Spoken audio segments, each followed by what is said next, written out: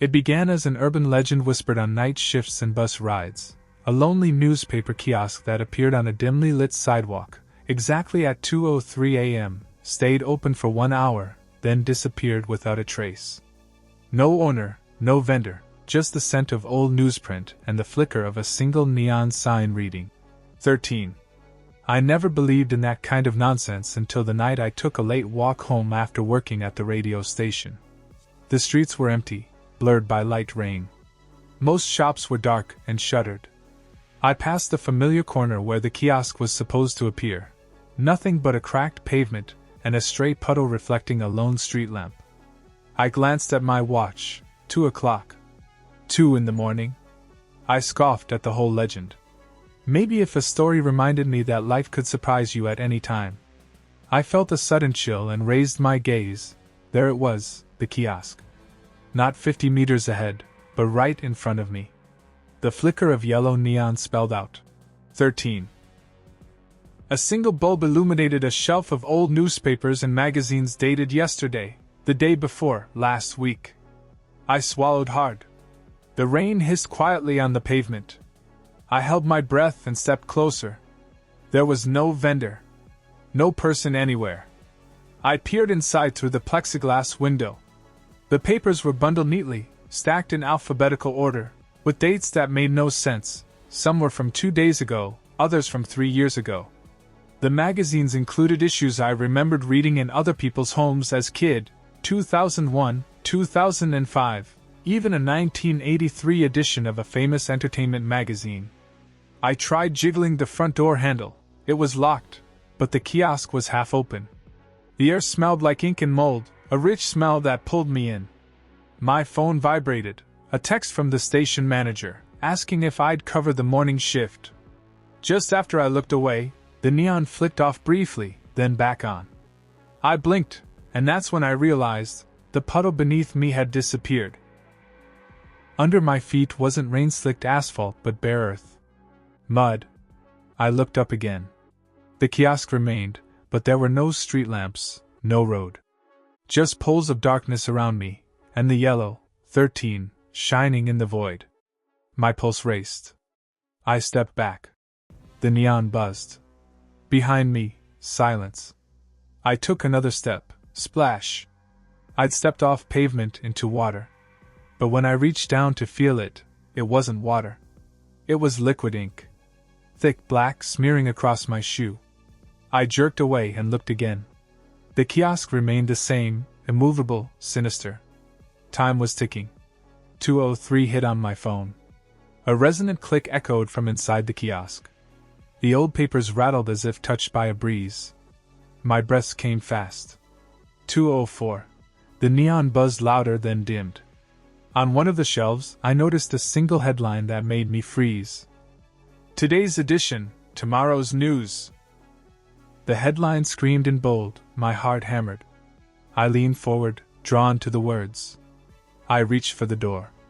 A second later, the neon sign surged brightly, floodlight glare across the mud. Then suddenly, the neon blinked out. The kiosk vanished. No trace. The street, the pavement, the puddle, all back. My throbbing shoe felt wet from actual rain.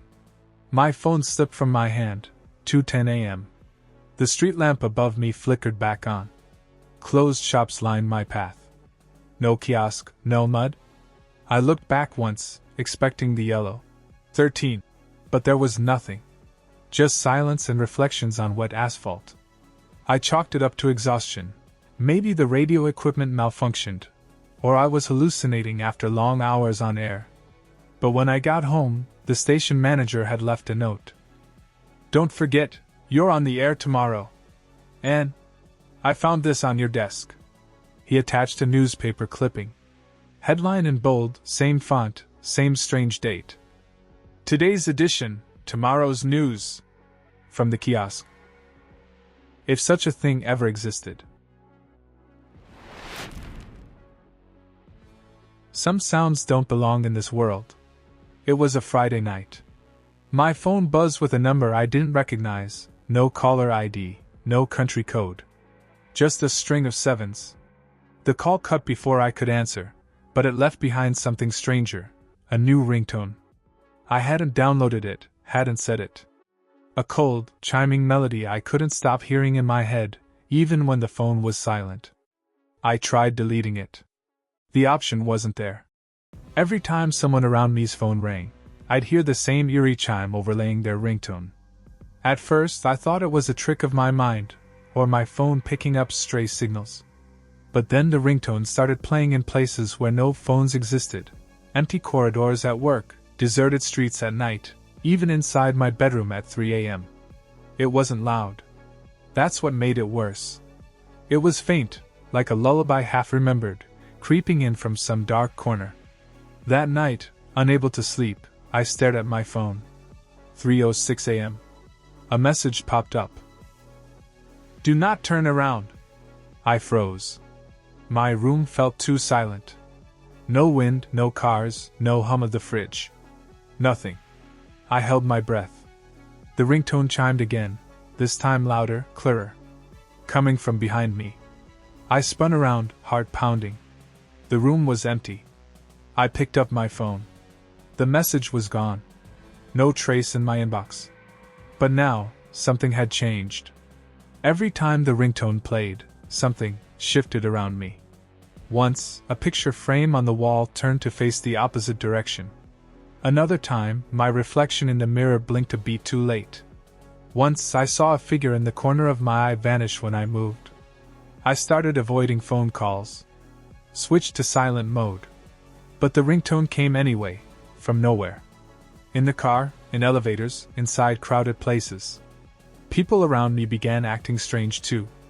Their faces blank when the melody played. Eyes flicking toward me. Smiles that felt too wide.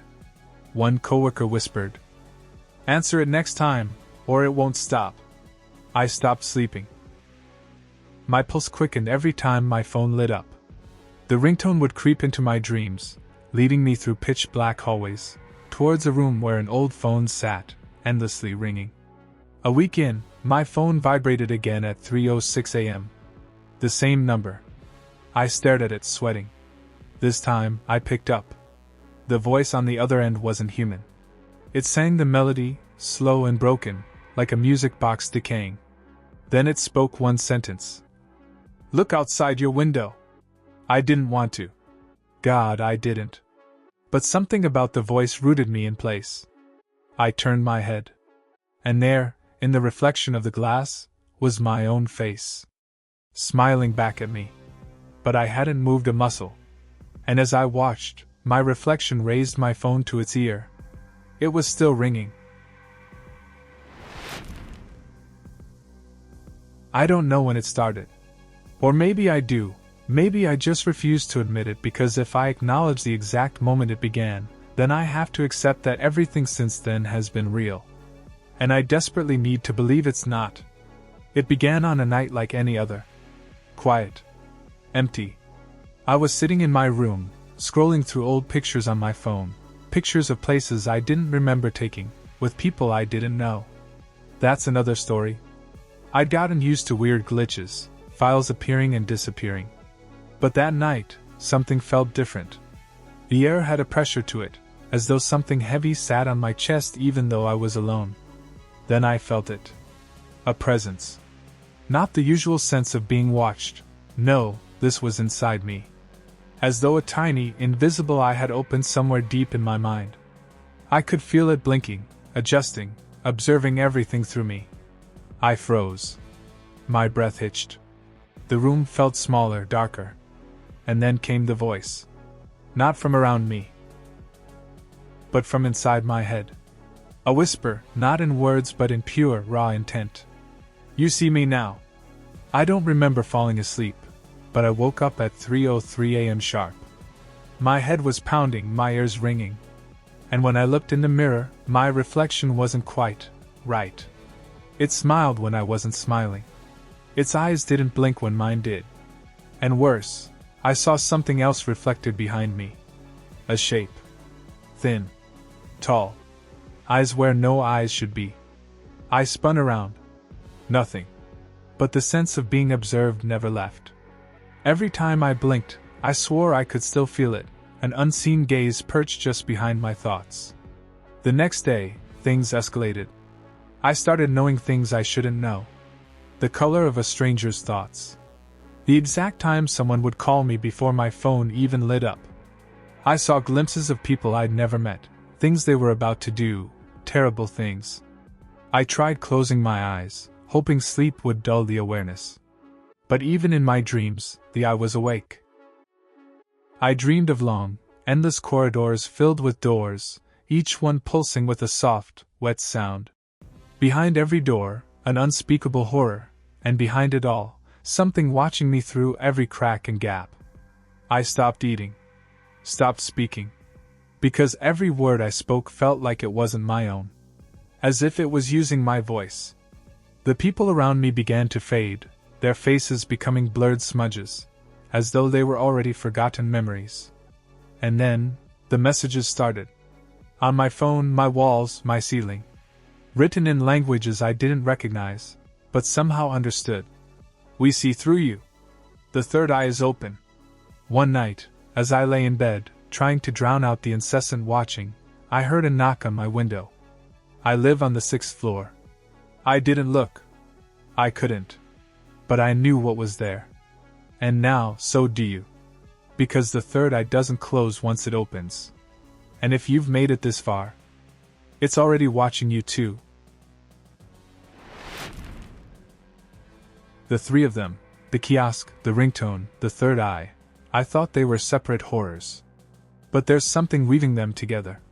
Something ancient, something that feeds off fear, awareness, and boundaries. It began after that night with the knock on my window. I couldn't sleep. I couldn't eat. I couldn't think. I wandered through my apartment, each room flickering in and out of focus. That's when I noticed it, an old newspaper clipping pinned to the corkboard I hadn't seen in months. A photo of the kiosk, dated 1993.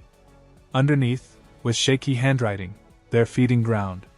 Below it, scribbled in red, the third eye opens when the bell tolls. I froze. My mind spun back to the ringtone, the bell. The chime that didn't stop playing. And to the words scrawled on my walls. Today's edition, tomorrow's news. The third eye is open. It wasn't coincidence. It was ritual. I raced to my desk and flipped through every weird photo, every glitch image I'd saved. The kiosk picture from '93, the screenshot of the ringtone, the reflection from the mirror. In each, I began to notice a shape. Faint, but unmistakable, a figure, barely visible, always standing just outside the edge of the frame. Watching. Feeding. And then I found it, a small, leather-bound journal hidden behind the corkboard. The handwriting was old, matching the red scrawl. I opened it. Page 1. They come for the watchers. Page 2. They speak through the bell. Page 3. Open the third eye and they see through you. The rest was blank, except the last line, written anew, in my handwriting. It's in the walls. My phone rang. The ringtone, the bell. I stared at the screen. Unknown caller. Every instinct screamed not to answer. But I needed to know. I swiped. A whisper came through, not a recording, not mechanical. The kiosk opens at 2:03. Another whisper. It's on its way.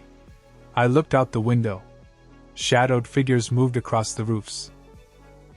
Through the darkened streets, I thought I saw that kiosk flicker into view. My condo building, creepy, silent, soaked in rain and neon yellow. I looked at the journal. Honor the bell. Open the third eye. Panic overtook me. I dropped the phone and the journal, racing to my bedroom mirror. I stared at my eyes, the third eye, wide open, pupils dilated. That sense of watching, now doubled. It's here. The bell's chime echoed through my skull, the chime of the ringtone, of the kiosk, of the unseen. They're here. I stared at my eyes, the third eye, wide open, pupils dilated. That sense of watching, now doubled.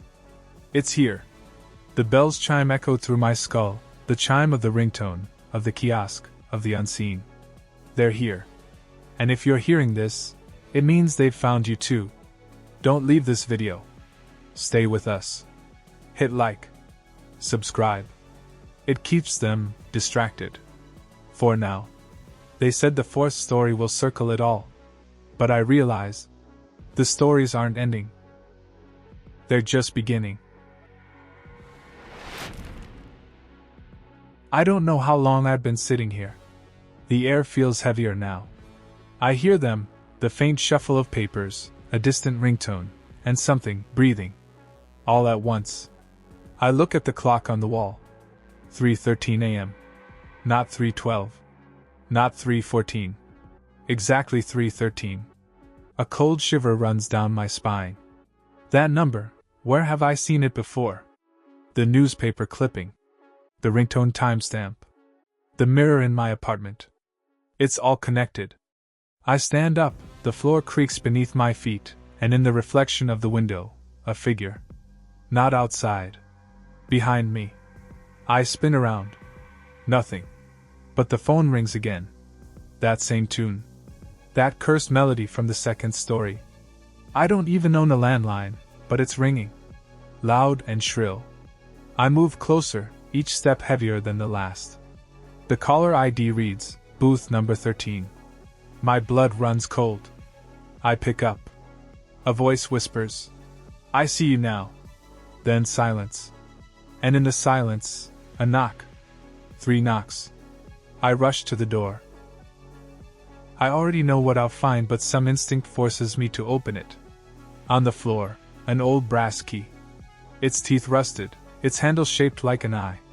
The same eye that's been watching. I don't dare pick it up. Because I remember what the old man said at the end of the second story. Every cursed object belongs to him. Who? The collector. He doesn't want your soul.